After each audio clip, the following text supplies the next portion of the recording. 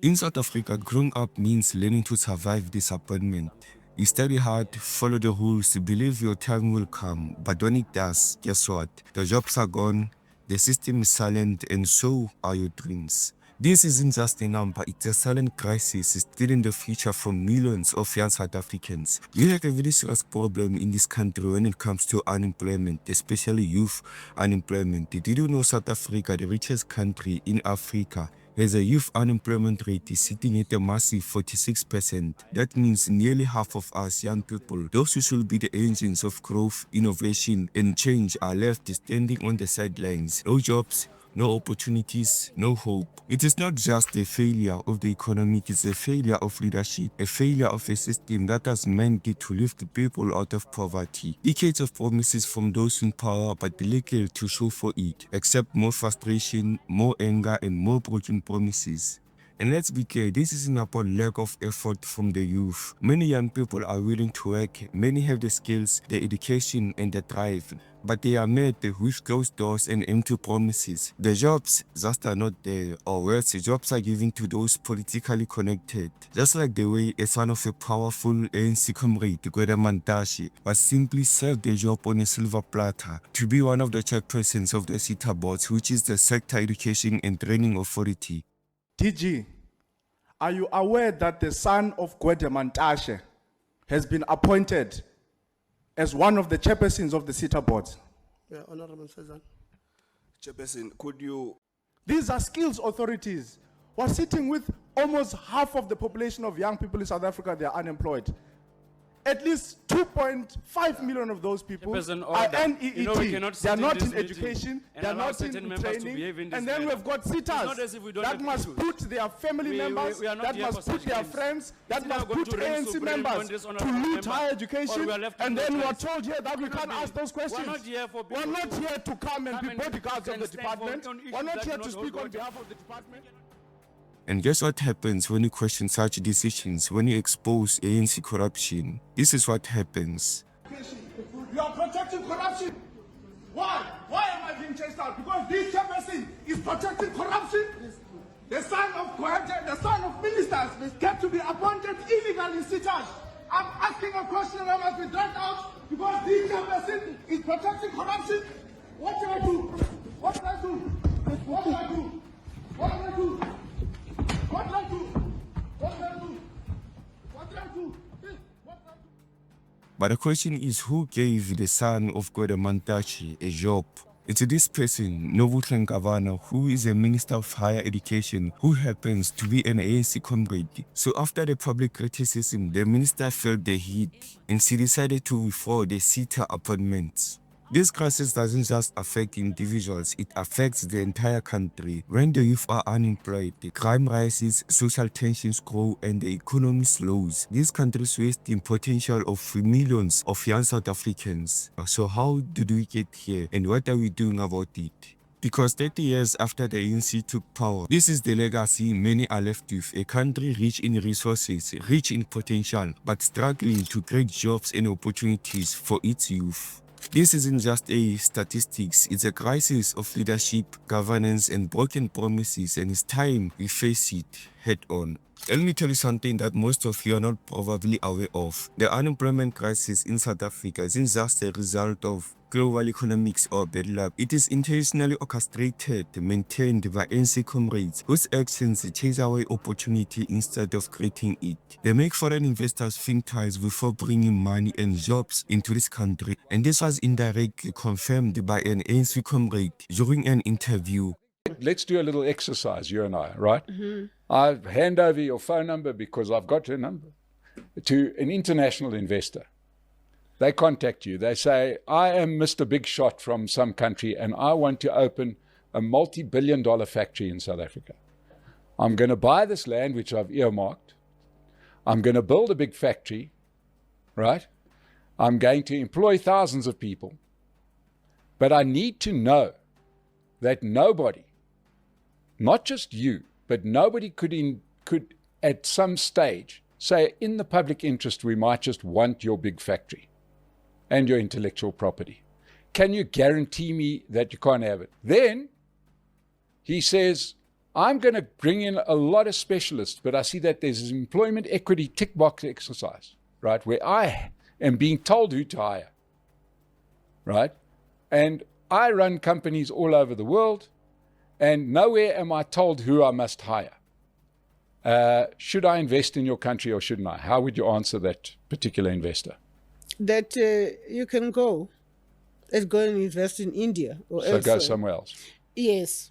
Okay. So, No, well, we can see why we've got a growth rate of 0.5, 0.6%. No, Okay. I think that's the. Now ask yourself, is that leadership or is it sabotage? These policies are not about fairness, they are about power, about protecting a political elite while the rest of the country suffers. This is why the economy is not growing. This is why the youth of South Africa are unemployed. You know what it's like inheriting something powerful, something that came from real effort, real sacrifice, and real hope, and then watching it crumble in your hands. That is what happened with Eskom. Today, South Africa is facing a very serious pandemic that disturbs the economic growth of the country, and that pandemic is load shedding. This is something most people didn't even think would happen back in the 1990s. But before we can talk about load shedding and its brutal side effects, the ones we as a country have to face, let's remember that some people engineered this pandemic, and today they can't even solve what they started. Did you know Eskom used to supply electricity to more than half of Africa's countries back in the 1990s? Fast forward to today, it can't even produce enough to keep the lights on in South Africa. Load shedding has become our daily pandemic. So what happens when there are electricity problems in a country? Let me tell you. Number one, disrupted production in major industries, collapse of small and medium enterprises, foreign investors lose confidence, job losses and unemployment, and last but not least, crime gets worse every time the lights go off. All of this contributes significantly to the rapidly declining economy.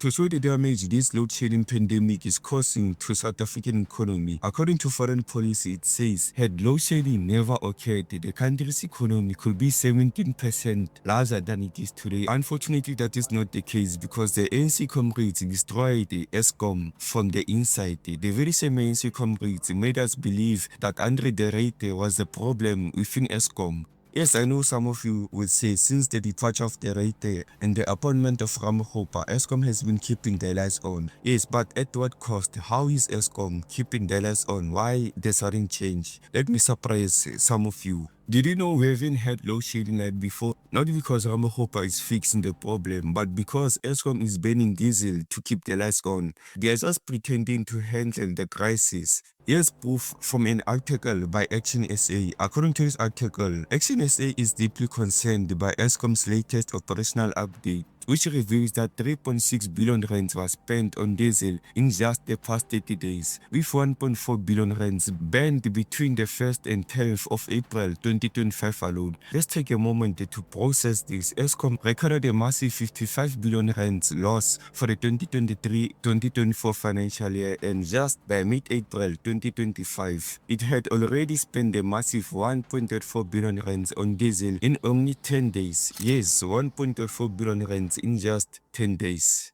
Now think about it, if Eskom can chow this kind of money in just 10 days, how much are they spending over the next 6 months? And this is the same Eskom we are being told is bankrupt. Oh, before I forget, did you know the very same Eskom that we are being told is not performing well financially spends 100 million rands on diesel a day to keep their lights on? I'm not making this up, but this was said by the minister himself. Just on a single day, we burn diesel to the tune of about 110 million rands.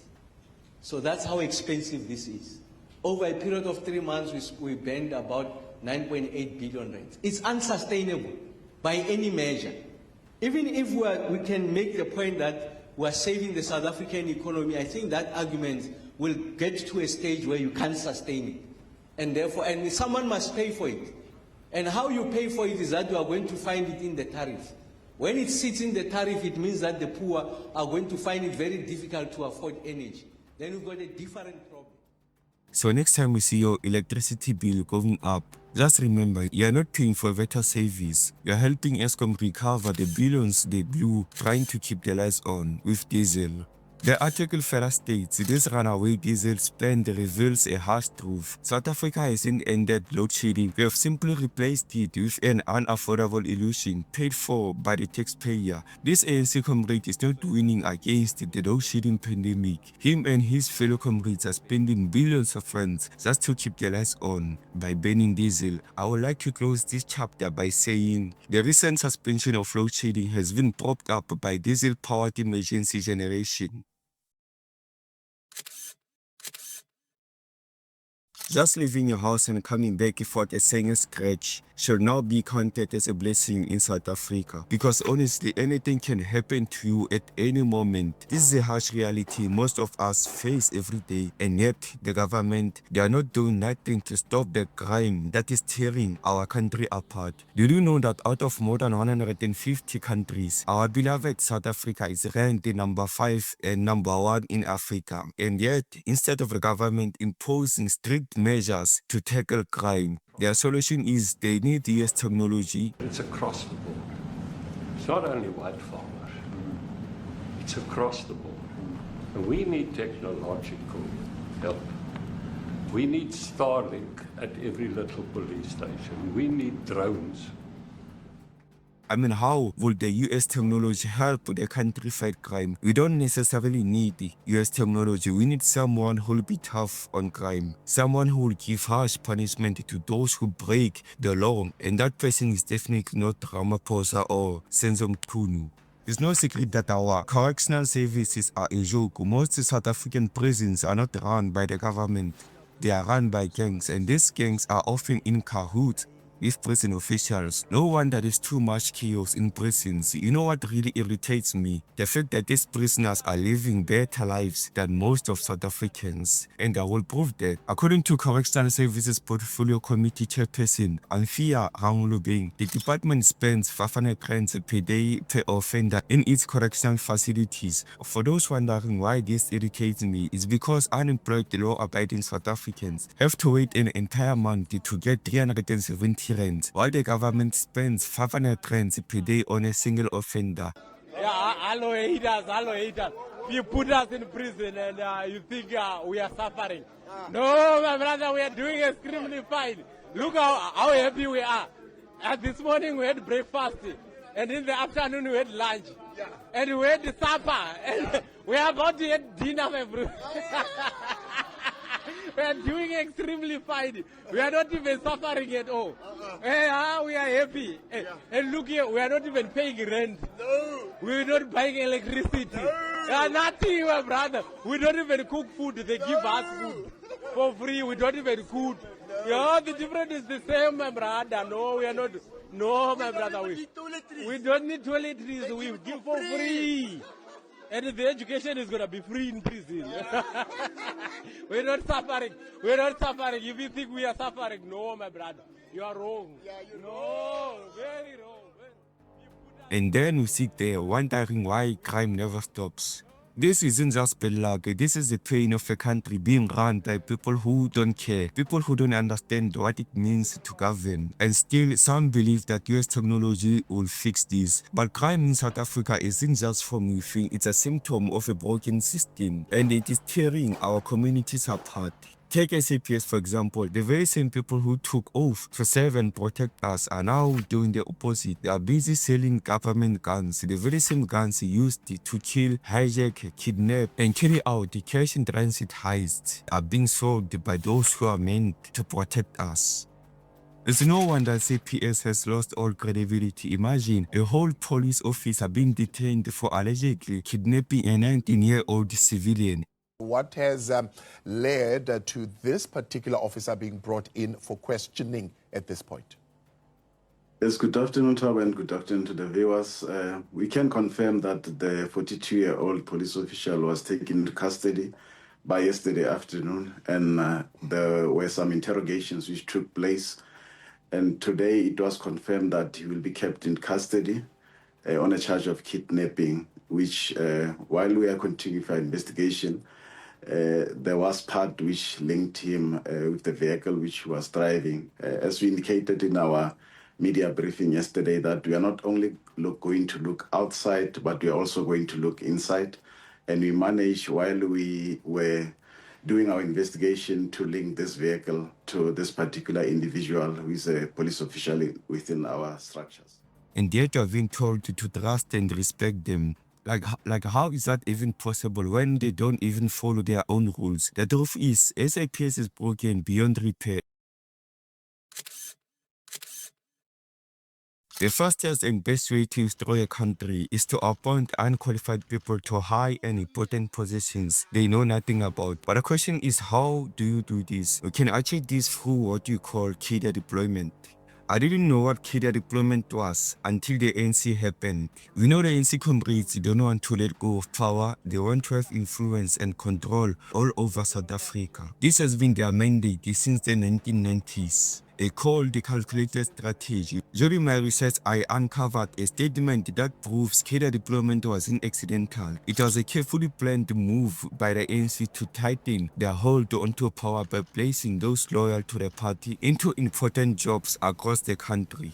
According to the statement published on the 1st of December 1998, the statement reads as follows. The NWC discussed and adopted a document on the ANC deployment strategy. The deployment strategy would provide broad guidelines for the deployment of ANC cadres to all areas which the movement regards as crucial for the transformation project. The deployment strategy will ensure that the movement deploys its cadres in accordance with their knowledge, skills, abilities, and experience. Guess who was put in charge of making sure this entire plan was executed?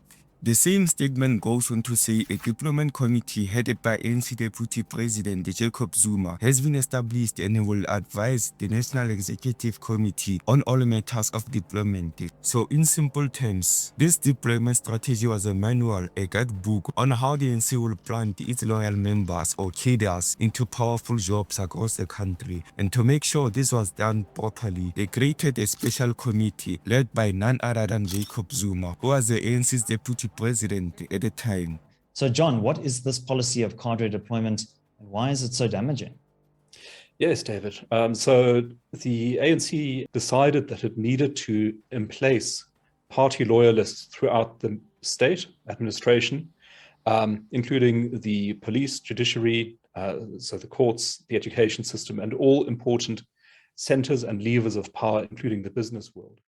This committee wasn't built to find the best people for the job. For years we have seen as key positions were handed over like party favors to comrades who had no clue what they were doing. That's why we are stuck in a crisis, because when loyalty matters more than qualifications, you end up with chaos. And the example that breaks my heart is Enje Mutshekga, an ANC comrade who has dedicated decades to education, but suddenly she has been given the job of protecting our country's defense system, Minister of Defense and Military Veterans. How is that even real? Ramaphosa looked at a country of over 60 million people and decided the best person to lead us in times of war or attack is a former education minister who's supposed to be spending some quality time with her grandchildren. This is what cadre deployment looks like when it goes too far, when power matters more than the people. This is how a government becomes a liability to its own citizens. What does NG even know about military services? Be honest, by just looking at her, you can tell she probably can't even use a pepper spray, let alone lead the national defense. Yet somehow the president decided this is the person to trust with protecting the entire country. How does that make sense? Now let's say she performs badly in her role. What do you think will happen? You think that Ramaphosa will fire her? Of course not, because according to the ANC's own deployment committee, and I quote, those who perform badly at their tasks would be confronted with a view to improving their performance, not replaced, not held accountable, just talked to. This is how you protect your friends instead of protecting the country. It has always been the ANC's mandate to hand out top positions to those loyal to them. I hope this gives you clarity on why South Africa has been stuck like this for the past 31 years.